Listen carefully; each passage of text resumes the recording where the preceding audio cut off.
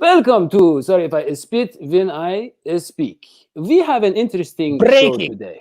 Breaking Breaking a news. story, yes, Yeah. from Elise Jesse, who I'm sure all of you know is a sports reporter and anchor for WLWT News 5 in Cincinnati. And she just dropped a bombshell on us. Yeah. And that is in September 2017.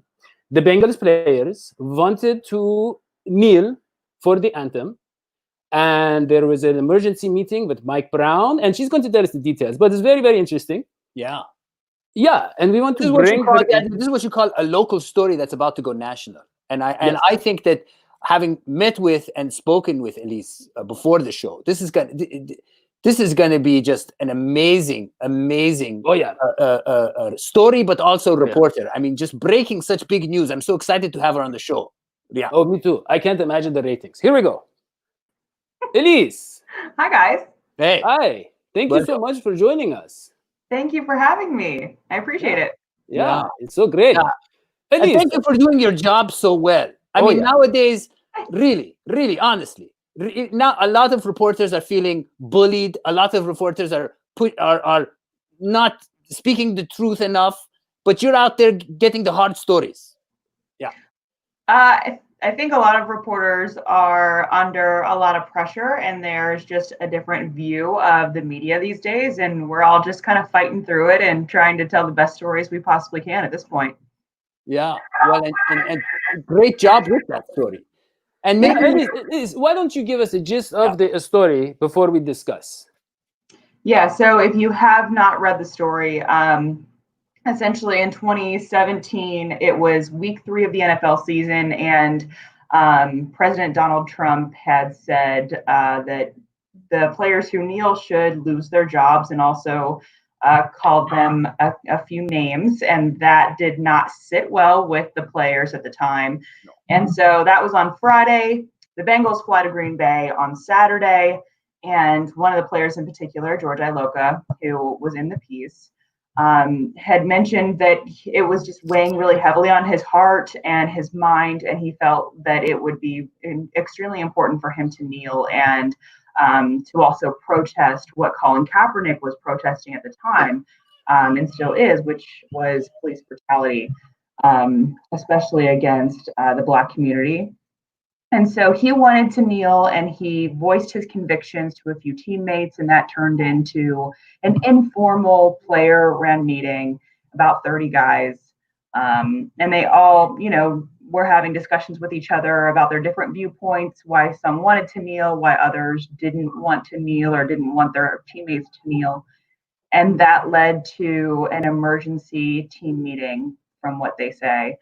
And they kind of all said pretty much the same thing, that Mike Brown came in and emotionally let them know that he didn't want them to kneel.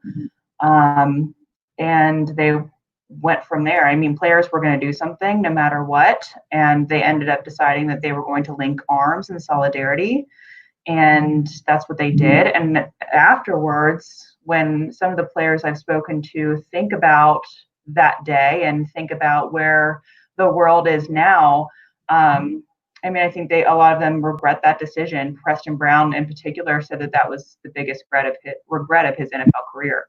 Wow. Yeah, huge. I have two follow-ups.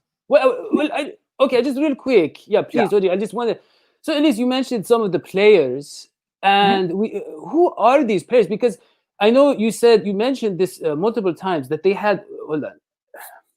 They had a condition called anonymity, and I'm assuming that's some sort of anonymity. Some sort of a speech impediment. It means they don't want to be divulge their identities. That's anonymity. Yeah, you keep their identity a secret. Oh, okay.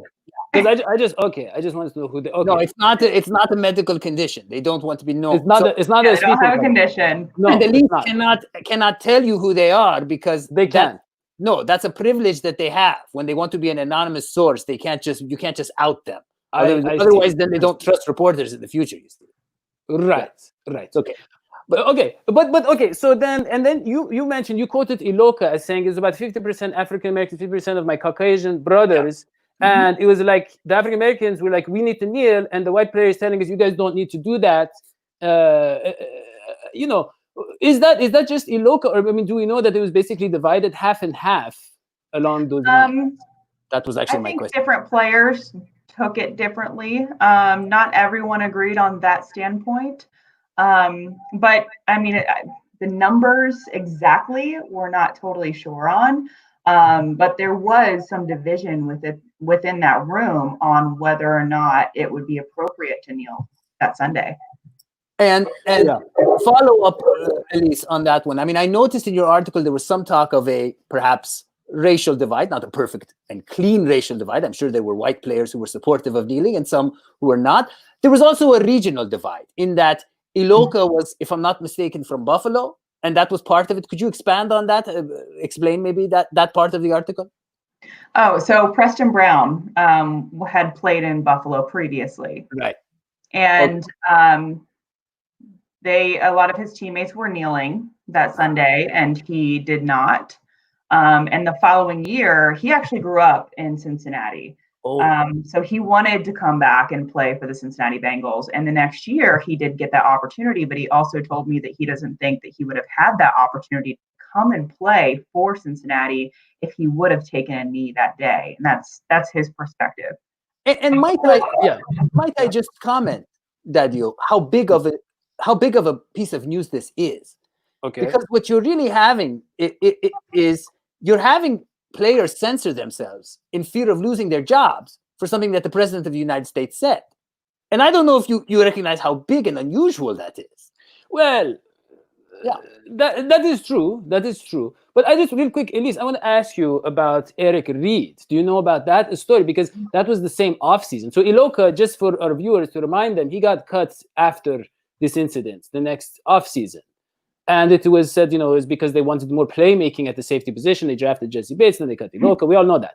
But they also met with Eric Reed that offseason.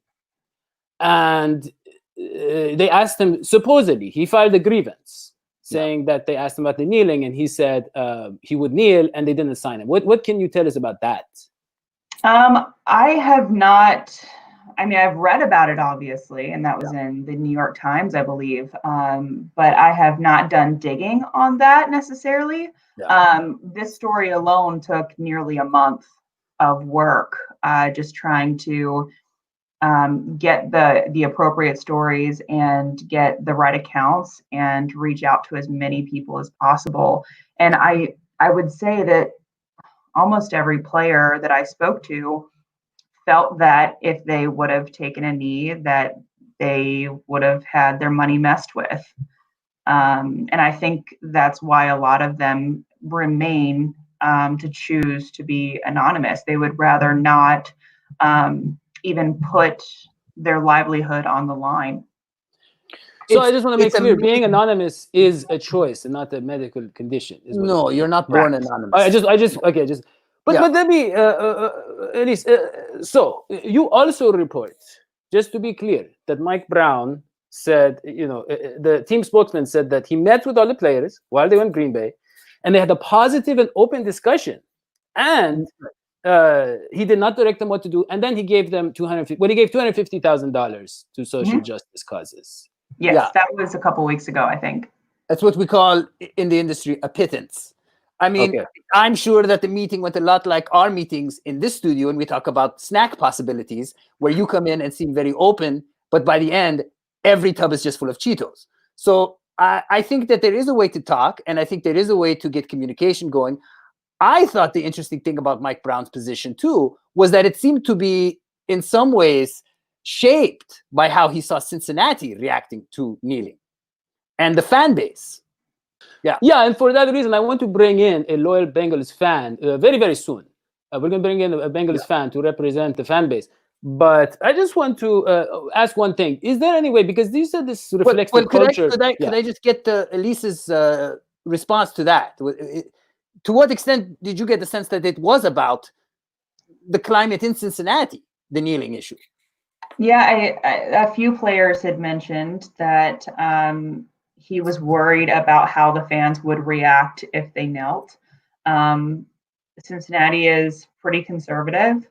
And they all made sure to reference that that's what Mike Brown was worried about. And it's understandable. I think this is just my opinion, but when you look at what went down in 2017, not very many people understood why Colin Kaepernick was taking a knee. Yeah.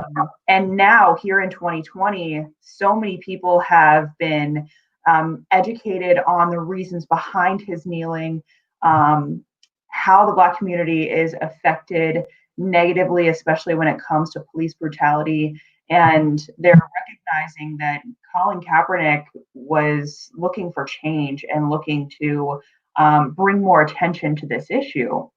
He was about being more accepted now that people understand the reasons behind the kneeling. Yeah, Colin Kaepernick was 3 years ahead of his time. Well, I mean, but I mean, there was such a big incident that really kind of, I think, forced people to change their minds. Just the showing that we had from people in masses. But Elise, I just want to ask you, the George Floyd incident. That happens every day, right? No, I know. But I'm saying people kind of rally together for the first time. Yeah. Elise, I want to ask you something. Mm-hmm. Is it possible Mike Brown was trying to protect his players and his investment? Because you look at what he said. He basically cried. He kneeled down. He begged them. He pleaded with them. He was like, "Please, they will crush you." And I don't know if he means like just violent attacks, or if he means like on the football field. He said they will crush us. The fans will crush us. And I don't know if that's, what does that mean? And was he? And I know that he was worried about attendance. And you look at the Bengals numbers, and I mean they're outstanding considering the product on the field. They were 30th or 31st, I think, the last 3 years in attendance. So he had to make sure the fans keep pouring in, right? I mean, yeah. See, I don't. Obviously, it's because I was not at the meeting. I can only go by what the players say, and I would love to speak to Mike Brown, but I have not had the opportunity just yet. So that's just from a player account. I can't really speculate on what exactly he meant by that, just because I wasn't there. Well, Elise, I have good news for you. In that Daddio seems to have a working relationship with Mike Brown. He wrote him a letter and received a response. Yeah, I write him letters. I'm actually going to write one pretty soon. I mean, we kind of have a similar way of thinking. I want to talk about the uniform change, because I did some investigation, and today, because they have the white stripe down the line of the side of and I want to talk about removing that, because I did some investigation, and it seems that white fabric is not cheaper than black fabric anymore. They're about the same price. So I think he can go back to just putting normal fabric. You see, at least they think alike. Yeah. He and Mike Brown. Yeah. Bottom dollar and also guy. Maybe adding the Bengal tiger back, because I can get him a good deal. I have someone in China. I can get him a good deal to put the tiger logo back. He's talking about a sweatshop, at least. He has no problems with that, just so you know. You and I have issues with that. He has no issue. Other opportunities that are out there for them. So what about this fan you keep talking about? I want to bring in Mark Smith. Here we go. Mark Smith, hello. Greetings. Yeah, welcome so Mark welcome to the show, Mark. You are a longtime viewer of the show and a longtime Bengals fan. I know Correct. that you are a season ticket holder. You were from Cincinnati. Used to be. Yeah. Is there you paid a lot of money. You spent a lot of money on the team. So you obviously like what the team does on and off the field. So tell us what this means to you, this whole incident, as a fan. I'd have to say that I'm surprised and not surprised at the same time.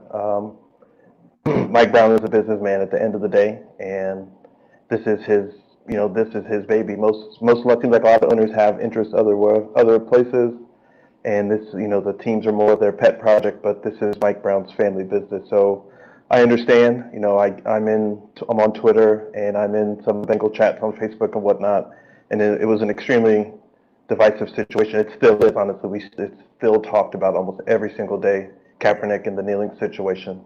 So I was shocked with some of the words that was used in the article, like he cried and he pleaded, and I understand where he's going with that. There's never a right or wrong. I think in these situations, necessarily when you mix politics and business. I have a job. Of course, I'd like to stand up for it, but if my employer tells me something, that's going to give me pause. So you kind of have to just work your way through it. That's a great reaction. Yeah, it's very balanced, and it's good to hear that.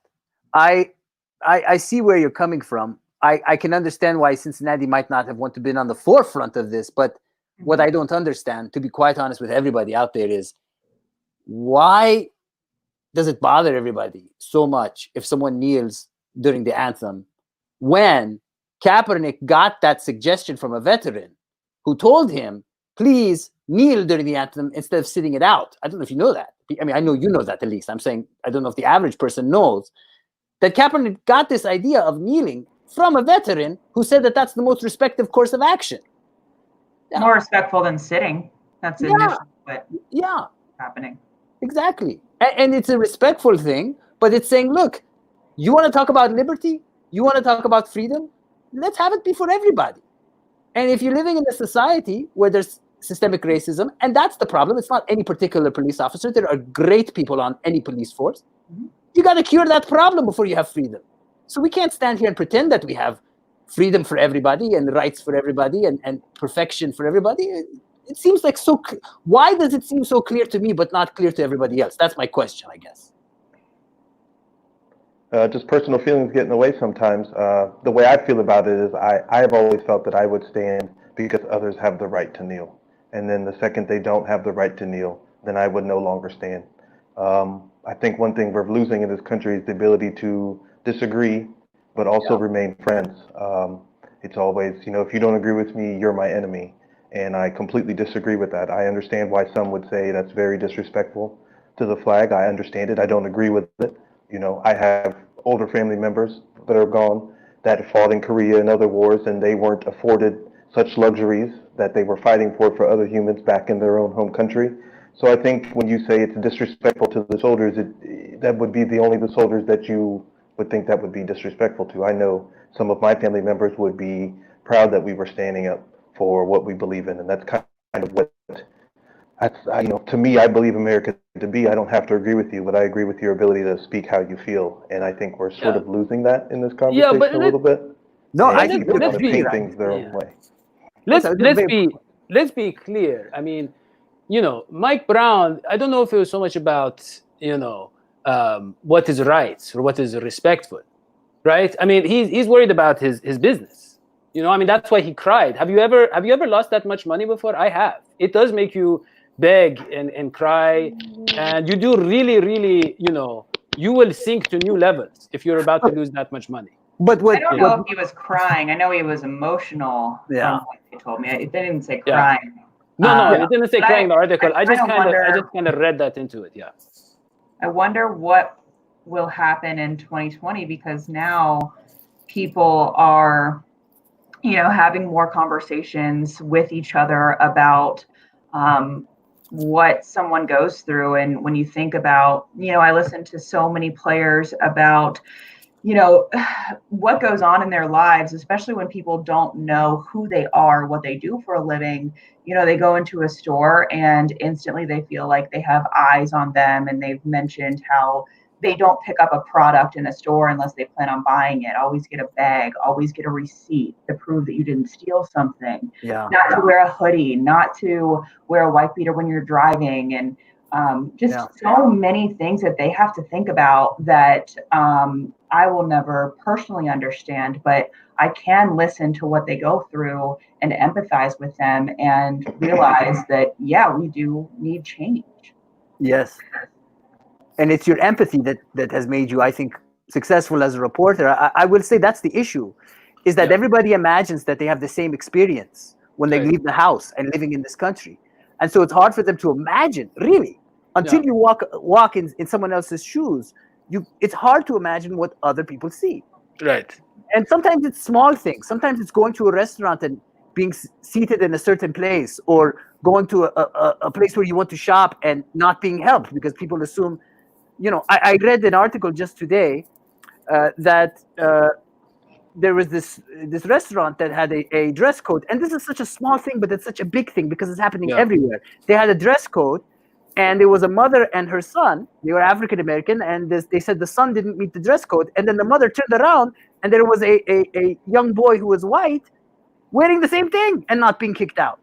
And so this stuff, it it's now's the time to address it. And the key, I think, Elise, I agree, empathy, love, Mark, conversation, dialogue, as you say. And that's what we have on the show. I cannot stand this guy, Daddio. I mean, I don't know if you know. We disagree about everything, and yet at the end of the day, we come on the show and we make it public. We put our underwear out. It's because of the money. money. Our underwear out for people to smell publicly. No, it's because of the money. It's because of the money. And that is why I think Mike Brown's attitude will change, because there's not really much money to lose now. His own quarterback, is very supportive of this kind of a stuff. That's the key. And that guy's going to bring in a lot of fans. And also, I mean, it's just the nature of the NFL now. Even Goodell, I mean, all these guys have come out and said, hey, there's nothing they can do because there's going to be so many players that are kneeling next year. Baker's doing it. Baker already said he's going to kneel. You're going to have – that's the thing. When everybody does it at the same time, it's beautiful and you can't stop it. Yeah. It's a mass movement. Yeah. Okay. Well, I unless you have final comments. Let's give a last word to both Mark and Elise. Let them finish. Please. Yeah, go ahead. Mark, you can go first. I'm sorry, Elise, I can't hear you. Mark, do you have any final words? Final words. Well, first of all, I just want to say thank you, Elise. I read your articles and stuff all the time, so it's an honor to be on with you guys. You guys, thank you for having me on. I watch the show all the time. It's hilarious. Final thoughts is, I guess I think we should just all try to take a moment and see things from other people's vantage points. It's extremely easy to judge someone by your best expectations, but not, your own actions. So I think that we should all take a moment and reflect on how things affect us and think on how things can reflect other humans. And let's not judge everybody by our best intentions, but our own actions. I love that. Yeah. Let's make the Bengals a team of love. I love it. Make the Bengals great again. I love it. Yeah. That's not what he said. That is not what he said. He did not say that. We're going to make so much money this year. Yeah, go ahead, Elise, please. Well, yeah, I mean, my final thoughts would be to call for people to listen to someone who doesn't look like you and listen to what they go through and have empathy for them and just open your heart a little bit, open your mind, and just try to be a part of the change that is happening in this world. Absolutely. I mean, speaking of change, I mean, this show is really taking off. So we have a lot of patrons now. We have 5 patrons, and we also, you can become you can follow the show. You can join the channel.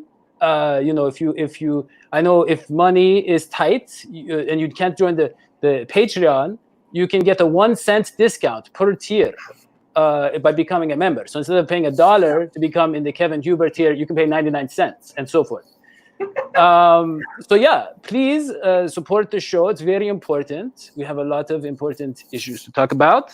And can I ask for all of you watching, can you in the YouTube comments tell us how you feel about this topic, and also please encourage Elise and Mark to come back on the show. We'd love to have them back as guests. So put some nice, beautiful things about how great they were on our show, so they come back later in the year when football actually starts and there's more stuff to report on. We'd love to have you guys back. Absolutely. Put that in the comments. Yeah. So thank you so much, and we will see you next time. So long. Is Fiti. Hooray. Bye.